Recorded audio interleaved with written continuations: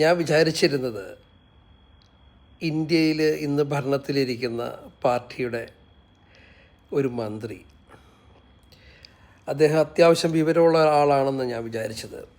അദ്ദേഹത്തിൻ്റെ കഴിഞ്ഞ ദിവസത്തെ ഒരു പ്രസ്താവനയാണ് എന്നെ ചിരിപ്പിക്കുന്നതും എന്നെ ചിന്തിപ്പിക്കുന്നതും എനിക്ക് വിഷമം തരുന്നതും. ഒപ്പം ഇന്ത്യൻ എന്ന ആ അഭിമാനം ഞാൻ കൊണ്ടു നടക്കുമ്പോൾ തന്നെ അതൊരു അപമാനമാക്കി മാറ്റുന്ന, മറ്റുള്ളവരുടെ മുമ്പിൽ അപമാനമാക്കി മാറ്റുന്ന ഒരുത്തനാണല്ലോ നമ്മളെ വിദേശകാര്യം കൈകാര്യം ചെയ്യണേ എന്ന് ഓർക്കുമ്പോൾ വിഷമമുണ്ട്. അദ്ദേഹത്തിൻ്റെ പ്രസ്താവന ഇതായിരുന്നു. അദ്ദേഹം പറഞ്ഞത്, ഇന്ത്യൻ പാസ്പോർട്ട് ഒരു ട്രാവൽ ഡോക്യുമെൻ്റ് മാത്രമാണ് എന്നാണ്. അതിൻ്റെ അർത്ഥം എന്താണ്? പക്ഷേ ഏതൊരു രാജ്യത്ത് ചെല്ലുമ്പോൾ നമ്മൾ ഇൻ ദ ഇന്ത്യ ഐവ യു ഇന്ത്യൻ യാ എന്ന് അഭിമാനത്തോടു കൂടി നമ്മളോട് ചോദിക്കുകയും നമ്മൾ പറയുകയും ചെയ്യുന്ന ഒരു കാര്യം അതിൻ്റെ അകത്ത് എഴുതിയും വെച്ചിട്ടുണ്ട്.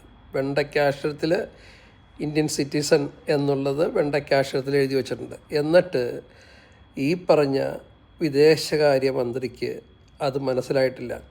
അപ്പം ഞാനൊരു കാര്യം ചെയ്തു, ഇനി അത്യാവശ്യ കാര്യങ്ങളിൽ ഇതുപോലെയുള്ള ആളുകൾ എങ്ങാനും അവിടെ ഇമിഗ്രേഷനിലൊക്കെ ഇരുന്ന് കഴിഞ്ഞാൽ നമ്മൾ എന്തു ചെയ്യും? ഇന്ത്യൻ സിറ്റിസൺ തെളിയിക്കണ്ടേ നമുക്ക്? അപ്പം ഞാനൊരു കാര്യം ചെയ്തു, ഒരു സാധനം ഞാൻ വാങ്ങി. എന്താണെന്നറിയണ്ടേ? അതാണ് ഈ സാധനം, കാക്കി നിക്കർ. അപ്പോൾ ഇതെന്തായാലും വൺ ഓഫ് ദ ബെസ്റ്റ് ഓപ്ഷനാണ് ഇന്ത്യയിൽ ഇപ്പോൾ നിലവിലുള്ള ഈ സാധനം. ഇത് ഞാൻ എൻ്റെ ട്രാവലിൽ ഇനി കരുതുന്നതായിരിക്കും. ഡോക്യുമെൻറ്റിൻ്റെ കൂടെ ഇത് ഞാൻ കീപ്പ് ചെയ്യുന്നതായിരിക്കും. എൻ്റെ സിറ്റിസൺ തെളിയിക്കണ്ടേ എനിക്ക്? ഓക്കെ. അപ്പോൾ എത്രയും വേഗം ഈ ഭരണമൊക്കെ ഒന്ന് അവസാനിച്ച് ബുദ്ധിയും വിവരമുള്ളവരൊന്ന് വന്നായിരുന്നെങ്കിൽ ദൈവമേ എന്നാഗ്രഹിച്ചു പോവുകയാണ്.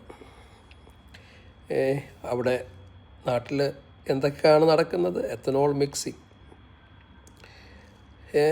പെട്രോളിന് വില കൂട്ടി വെച്ചു.